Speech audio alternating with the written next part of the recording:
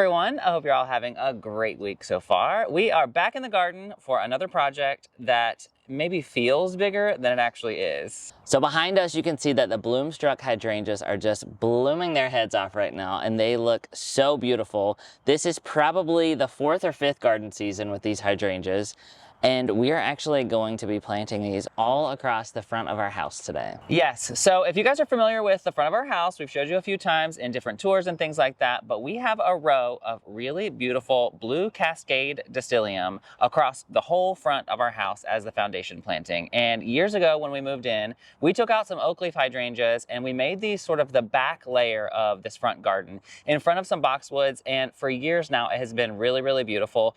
But now we are ready for that lush, beautiful cottage vibe. We just added these window boxes in, and we have always dreamed of a beautiful, blooming, lush summer in the front of this house. And we really feel like these hydrangeas across the entire front of the house are gonna do that for us. But before we get there, we have to take all of these Distylium out. Yes, so we're gonna be digging up all of the Distylium, but don't worry, we're gonna share them with our neighbors so they are not gonna go to waste. Yes. And then we're gonna come in and plant, I think I counted 13 Bloomstruck hydrangeas to go all across the front.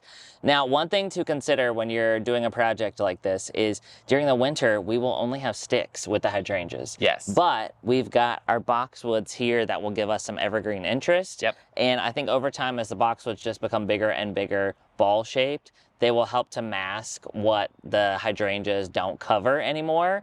But, you know, that's something that we're willing to settle for because we just love the look of the hydrangeas in front of our white house during the summer. Yes, and as you guys know, we always plant a row of annuals right in front of all of this, and I think that that'll really provide all the color that we need year-round. I will say this is probably the last time we're going to be able to plant purple annuals across the front because the hydrangeas are going to be somewhere between purple to blue. Yeah. So we're going to enjoy this like purple wave while it lasts, and the next year we'll have a row full of hydrangeas, which is going to be beautiful. Yes. Okay, well, I can't wait to see these hydrangeas go in, so let's get started pulling these Distylium out, and we'll see where we get. All right.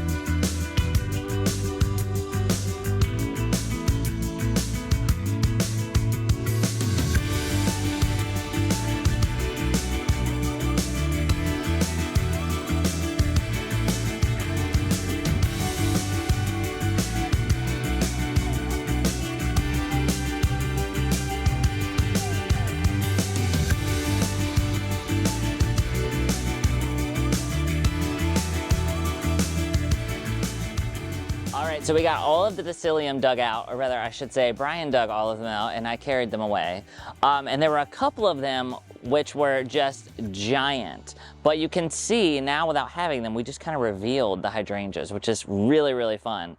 So again, this is the Bloomstruck hydrangea. This is from Endless Summer Hydrangeas. They will get about 3 to 4 feet tall and 4 to 5 feet wide. I did check on my photos, and we planted this in 2021. So this is about 5 years of growth, and I think this is nearly full size, if not all the way full size. Depending on your pH, they will be somewhere from, you might get a little pink, all the way to blue, or sometimes a purple in between. We try to put soil acidifier on these multiple times a season to keep them that blue color because we really, really love that. They grow in zones 4 to 9, and they actually bloom on both new and old wood. So it's one of the perks of some of these newer mop head hydrangeas. If you were to have a really harsh winter that maybe freezes some of your buds, as soon as this puts on that new growth, it's also going to bloom on the end of that. For us here in the South, we don't really ever have an issue with those buds freezing, so it just means we get more blooms throughout the season, which is awesome. So we're going to fill up this whole area and all the way across the front with these hydrangeas, and I think that we'll be able to plant about 12 to 13. There is also drip irrigation in this flower bed, which is really, really, really important for hydrangeas. They love water. They can be a little dramatic when you first plant them, so we're going to make sure that they get adequate water. And so that's it. Here we go.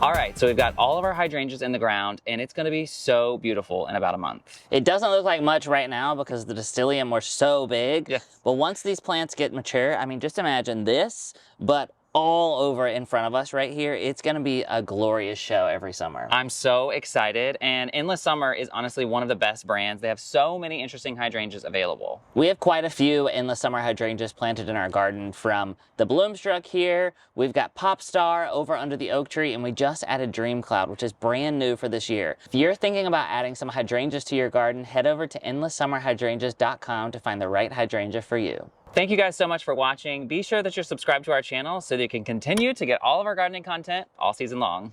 For now, from our garden to yours, we'll see you soon. Bye guys.